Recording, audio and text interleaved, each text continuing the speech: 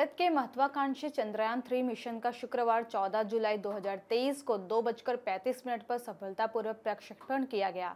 इस अवसर पर प्रधानमंत्री नरेंद्र मोदी ने इसरो और वैज्ञानिकों को बधाई दी और लिखा कि जहां तक भारत के अंतरिक्ष क्षेत्र का सवाल है, 14 जुलाई 2023 हमेशा सुनहरे अक्षरों में अंकित रहेगा। चंद्रयान-3 हमारा तीसरा चंद्र मिशन अपनी यात्रा पर निकलेगा। यह उल्लेखनीय मिशन हमारे राष्ट्र की आशाओं और सपनों को आगे बढ़ाएगा। पीएम मोदी ने कहा कि हमारे वैज्ञानिकों को धन्यवाद। अंतरिक्ष क्षेत्र में भारत का इतिहास बहुत समृद्ध है। चंद्रयान-3 के बूस्टर सफलतापूर्वक अलग होकर अंतरिक्ष की कक्षा में चला गया। हालांकि यदि इस बार इस मिशन में सफलता मिलती है तो भारत ऐसी उपलब्धि हासिल कर चुके अमेरिका, चीन और पूर्व सोवियत संघ जैसे देशों के क्लब में शामिल हो जाएगा।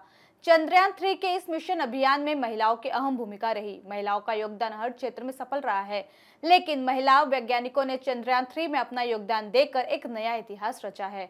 हमारी आज की यह वीडियो उस महिला वैज्ञानिक को लेकर है जिसने चंद्रयान-3 में अपना योगदान दिया और देश में अपने वर्चस्व को बढ़ाया है।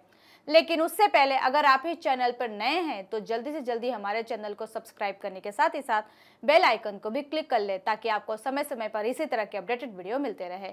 नमस्कार, मैं पायल शुक्ला, आप सभी का स्वागत है न्यूज टंका हिंदी में। कमांड सेंटर में पूर्व इसरो प्रमुख डॉक्टर शिवन और इसरो के वर्तमान प्रमुख एस सोमनाथ समेत तमाम अंतरिक्ष वैज्ञानिक मौजूद रहे। चंद्रयान-3 के प्रक्षेपण को देखने के लिए 200 से अधिक स्कूली छात्र छात्राएं आंध्र प्रदेश के श्रीहरिकोटा स्थित सतीश धवन अंतरिक्ष केंद्र में मौजूद रहे। चंद्रयान-3 मिशन को LVM-3 रॉकेट के जरिए प्रक्षेपित किया गया। इसरो में इस रॉकेट को फेट बॉय भी कहा जाता है। भारी उपकरण ले जाने की क्षमता की वजह से इसे यह नाम दिया गया है। चंद्रयान-2 की तरह ही चंद्रयान-3 में भी लैंडर और रोवर भेजा जाएगा, लेकिन इसमें ऑर्बिटर नहीं होगा। इसरो ने चंद्रयान-2 की तरह ही चंद्रयान-3 के लैंडर को विक्रम और रोवर को प्रज्ञान नाम दिया है। ऐसा इसलिए है क्योंकि पिछले मून मिशन का ऑर्बिटर अभी भी अंतरिक्ष में काम कर रहा है। लगभग 615 करोड़ रुपए की लागत वाली चंद्रयान-3 के लॉन्चिंग के बाद इसरो का सबसे पहला मकसद चंद्रमा की सतह पर लैंडर के सॉफ्ट और सुरक्षित लैंडिंग कराना है। इसे 23 अगस्त को चंद्रमा की सतह पर लैंड कराने का समय निश्चित किया गया है। इस मिशन का पहला टारगेट चंद्रमा के दक्षिणी ध्रुव पर लैंडर के सॉफ्ट लैंडिंग कराना है। दूसरा टारगेट रोवर का चंद्रमा की सतह पर चहलकदमी करना और तीसरा रोवर से जुटाई जानकारी के आधार पर चंद्रमा के रहस्यों से पर्दा उठाना है। इस वक्त पूरी दुनिया इसरो की ओर नजर टिकाए हुए है। भारत को इस मिशन से काफी उम्मीदें भी हैं, लेकिन क्या आपको पता है कि चंद्रयान-3 मिशन को कामयाब बनाने के लिए कई दर्जन महिलाएं लगातार काम कर रही हैं, जो दिन रात मेहनत करके इसे सफल बनाने की कोशिश में लगी है। इतनी बड़ी तादाद में महिलाओं की भागीदारी को आज पूरी दुनिया सलाम कर रही है। दरअसल भारतीय अंतरिक्ष अनुसंधान संगठन इसरो के एक वरिष्ठ अधिकारी ने बताया कि लगभग 54 महिला इंजीनियर वैज्ञानिक है जिन्होंने सीधे चंद्रयान-3 मिशन में काम कर रही हैं। वे विभिन्न केंद्रों पर काम करने वाली विभिन्न प्रणालियों की सहयोगी और उप परियोजना निदेशक और परियोजना प्रबंधक भी है। बता दें कि चंद्रयान-2 में 2 महिलाओं ने सबसे अहम रोल निभाया था, जिसमें डायरेक्टर M वनिथा और मिशन डायरेक्टर ऋतु कृथार श्रीवास्तव थी। वहीं इस बार चंद्रयान-3 की सफल लैंडिंग की जिम्मेदारी एक महिला साइंटिस्ट के हाथों में रही।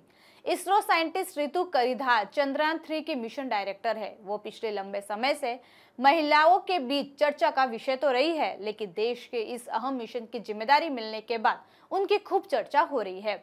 इससे पहले करिधार मंगलयान मिशन के डिप्टी ऑपरेशनल डायरेक्टर भी रह चुकी है। ऋतु करिधार को अपनी पढ़ाई के दौरान ही अंतरिक्ष में काफी रुचि थी, इसलिए उन्होंने इसी में अपना भविष्य तलाश करने की कोशिश की और आज सफलता की बुलंदियों को छू रही है।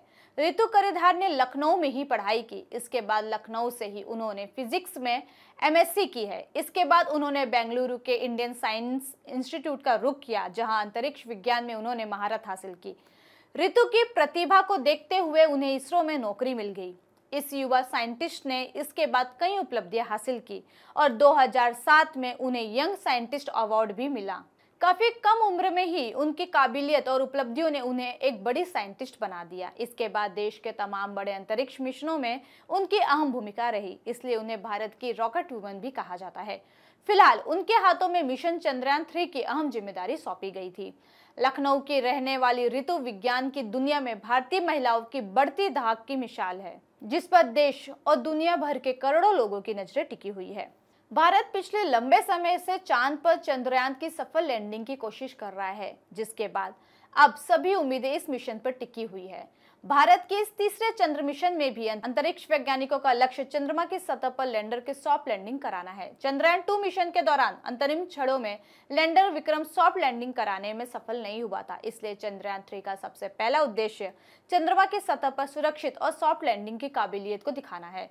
चंद्रयान 3 चंद्रमा पर घूमने और खोज करने की अपनी क्षमता दिखाने के लिए चंद्रमा की सतह पर एक रोवर उतारेगा। रोवर अपनी जगह के करीब वैज्ञानिक प्रयोग करेगा और चंद्रमा के पर्यावरण के बारे में बहुमूल्य डेटा जुटाएगा। चंद्रयान 3 को दूसरे ग्रहों के मिशनों के लिए जरूरी नई तकनीकों को विकसित करने और प्रदर्शित करने के लिए डिजाइन किया गया है। यह अंतरिक्ष यान इंजीनियरिंग, लैंडिंग सिस्टम और आकाशीय पिंडों पर गतिशीलता क्षमताओं में प्रगति में योगदान देगा।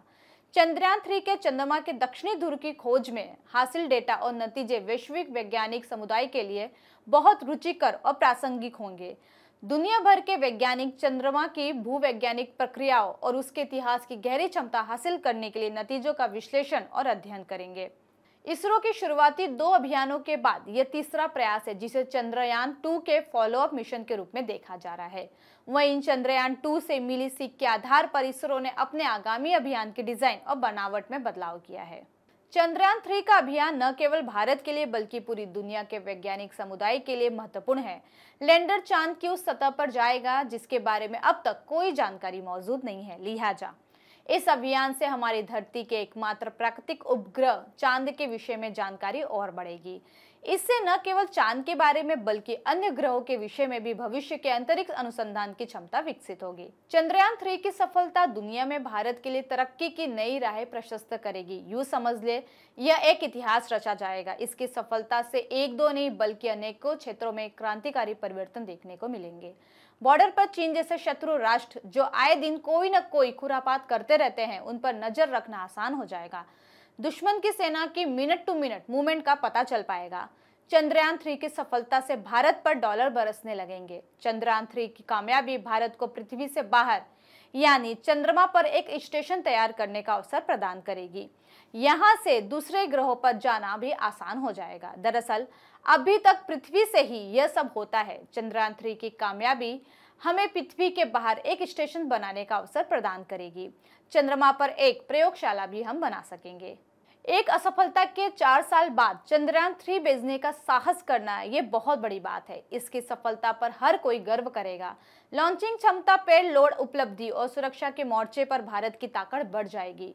भारत की मिसाइल तकनीकी में एक बड़ी मदद मिलेगी। उपग्रह भेजने के लिए भारत क्षमता बढ़ जाएगी। मौसम की सटीक भविष्यवाणी करना भी आसान हो जाएगा। भारी उपग्रह भेजने की क्षमता में अपेक्षित सुधार आएगा। इसके अलावा अंतरिक्ष की मैपिंग के क्षेत्र में भी बड़े परिवर्तन देखने को मिलेगा। प्राकृतिक संसाधनों की मैपिंग भी आसानी से हो जाएगी। चंद्रयान 3 से क्या इंडिया भी बनेगा मून इकोनॉमी का दावेदार? इस पर आपकी अपनी राय क्या है, हमें कमेंट सेक्शन में जरूर बताएं। साथ ही हमारे चैनल को ज्यादा से ज्यादा लाइक, शेयर और सब्सक्राइब करें। जल्दी इसी तरह के इंटरेस्टिंग वीडियो के साथ मैं पुनः उपस्थित होंगी। तब तक के लिए मुझे दीजिए इजाजत। जय हिंद, वंदे मातरम।